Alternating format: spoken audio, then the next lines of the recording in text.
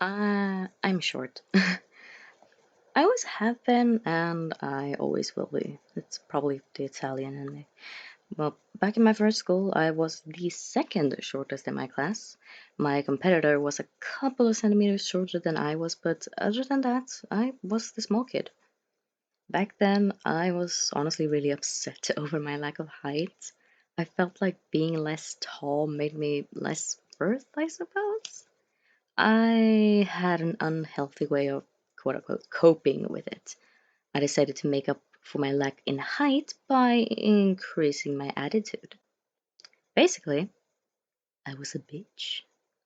I remember one time where we were in line for lunch. I was in the third grade and there were some guys behind me who were in the sixth grade, I think. I turned to them and started talking smack and saying things like, "Come near me and I'll kick you," and all that. They laughed. I don't know if they laughed because they thought it was cute or just sad. I have a short temper, but when I was a kid, I had no temper. I snapped at them and yelled because they'd bruised my pride, but that didn't help.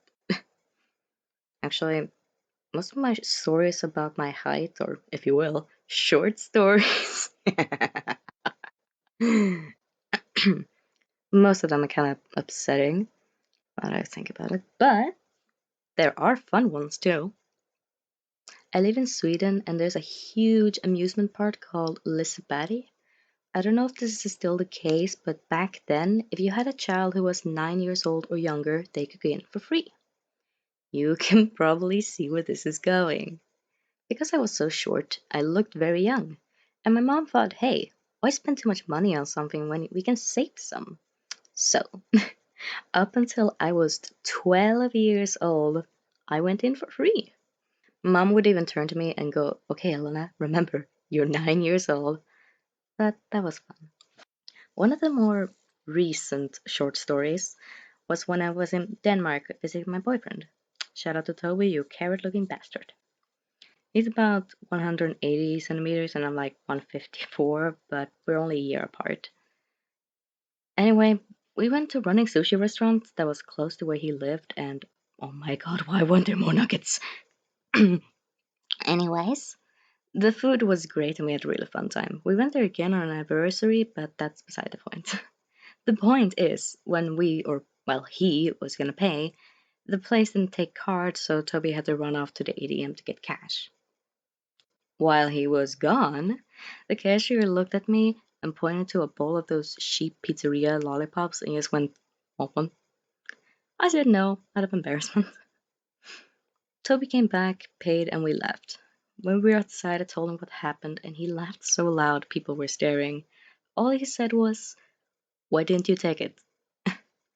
Well, excuse me, Toby. Mom said never to accept candy from like strangers. Oh, those lollipops are shit. You guys know the kind I'm talking about. Flat circles that have fused themselves with the stick and taste like rejection and sherry. This wouldn't be so bad if it didn't happen again just a couple of months later. This time my mom and I were at a pizzeria waiting for food and the cashier again looked at me and asked if I want a lollipop. My mom knew the story, so she was laughing already, and I said no thanks and explained that I was 18 and a bit too old for those.